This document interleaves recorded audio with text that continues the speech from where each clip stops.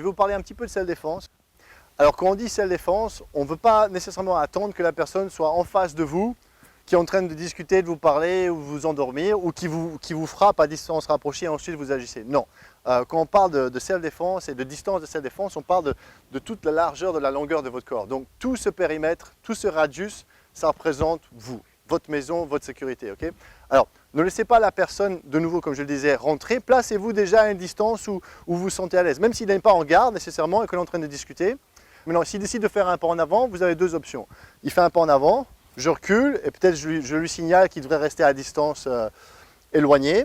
Ou alors, si vraiment il décide, recule encore un petit peu s'il te plaît, s'il décide d'avancer et de porter un coup, boum, alors je dois agir. Alors, une des premières lignes d'action, je dirais, c'est la longue distance. Essayez de garder votre adversaire le plus loin possible et peut-être soyez capable de vous déplacer juste après, de courir, de vous en aller.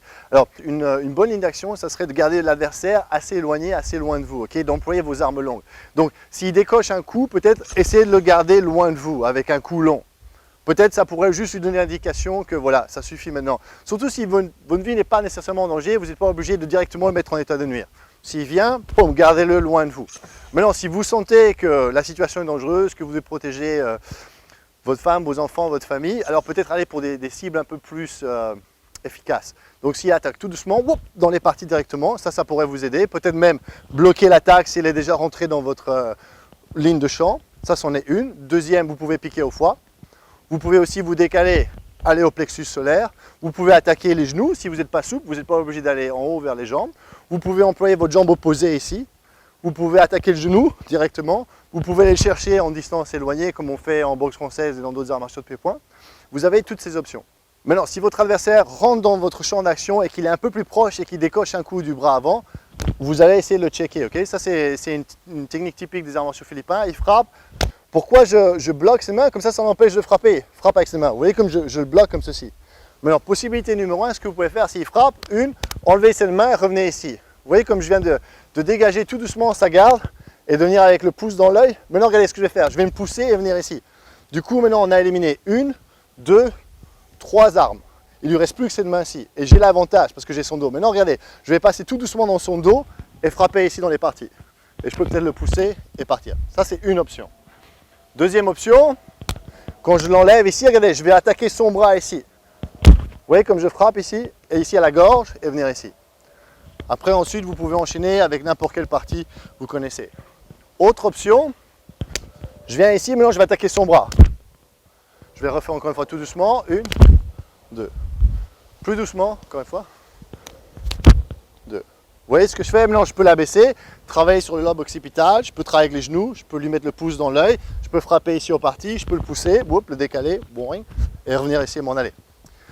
Ça sera très difficile de codifier une attaque, parce que chaque attaque est différente, chaque contexte est différent, mais ça vous donne des idées. C'est comme une espèce de map que vous avez. Vous savez que si vous détruisez ses mains, ça va être difficile pour lui de vous frapper. Ça va être difficile pour lui de vous attraper. Ça va être difficile pour lui d'attraper quelque chose, un objet pour vous frapper. C'est pour ça que si vous enlevez les mains de la trajectoire, ce n'est pas une mauvaise idée. Et en plus, vous ne lui ôtez pas la vie. Donc encore une fois, tout doucement, regardez, s'il décoche un point et qu'il est tellement proche, regardez, j'ai plusieurs options. Je peux venir ici frapper dans l'œil, je peux frapper ici les voies respiratoires, je peux frapper ici les mains, je peux revenir ici à l'œil, le pousser, essayer de me dégager. Si un adversaire me tourner, attaquer ici en bas, lui remettre un pouce dans l'œil, l'occipital, peut-être le décaler ici, peut-être le faire venir ici. Vous avez beaucoup d'options.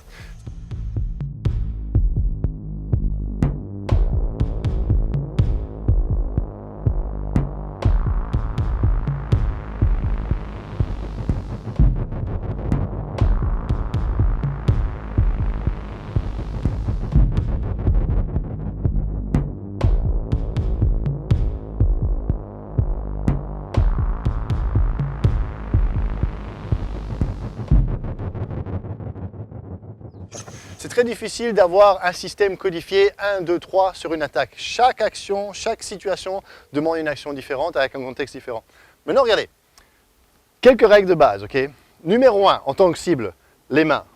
S'il frappe et que je viens ici et que je m'occupe de cette main, vous voyez comme je frappe sur cette main, je frappe sur cette main et je frappe sur cette main, c'est pas un mauvais compromis. Pourquoi? Parce que de une, vous lui enlevez l'opportunité de frapper.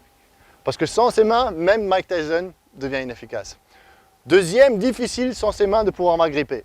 Troisième, difficile pour lui d'attraper un bout de bâton, un objet et de venir après moi.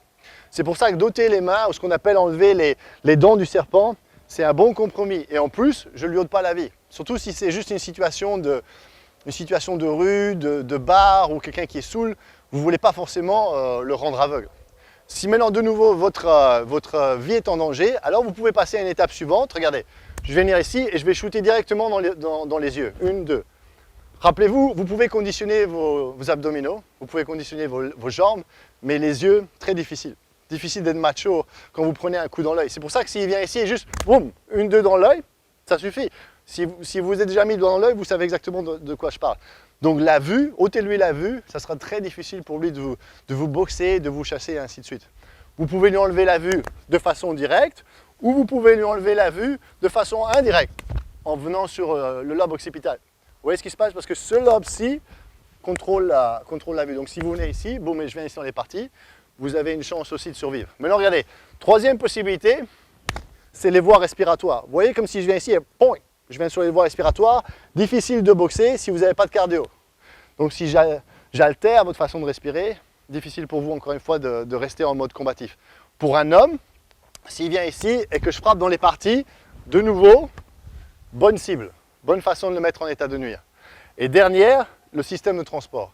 S'il frappe et que je suis ici et que peut-être je glisse un petit peu et je frappe sur sa jambe, ou même, remonte, ou même si j'emploie juste le genou, ou le genou ici, ou le genou ici, de nouveau, difficile pour lui de me suivre, de m'engager. Et difficile pour lui de m'échapper aussi. S'il n'a pas ses jambes, difficile pour lui de s'en aller. Donc 5 règles de base pour la self-défense. Ôtez les mains. Si vraiment votre vie est en danger, les yeux. Voie respiratoire. Partie génitale si c'est un homme. Vous pouvez frapper avec tous les outils. Vous avez les poings, vous avez les coudes, vous avez les genoux. Et ensuite le système de transport. Tout ce que vous avez à faire après, c'est de composer. S'il frappe avec la main avant, je viens ici, je frappe, boum, boum, boum, et ainsi de suite. S'il frappe avec la main arrière, ça c'est ta main avant, même chose. Frappe pourquoi il faut avec la main arrière. Vous voyez ce qu'on fait? Et ici. S'il frappe avec la jambe arrière, regardez ce que je fais. Vous voyez comme je le bloque ici? Et je viens ici, boum, boum. Ça serait par exemple des techniques du sud-est asiatique. S'il vient, il frappe avec la jambe avant. Il vient ici, vous voyez comme je le bloque. J'ai pas besoin forcément d'engager avec un shield, juste un petit stop comme ceci, boum, dans les parties de nouveau, et on est de nouveau dans la même technique. Parfois, 1 ou 2 techniques suffisent. Regardez maintenant mon point.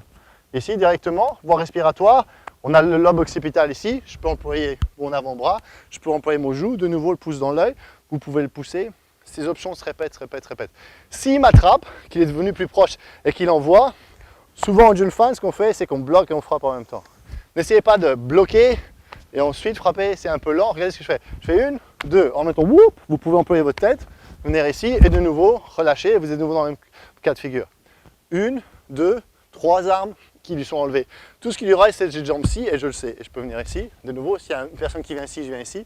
S'il y a une personne qui attaque de ce côté-là, je viens ici.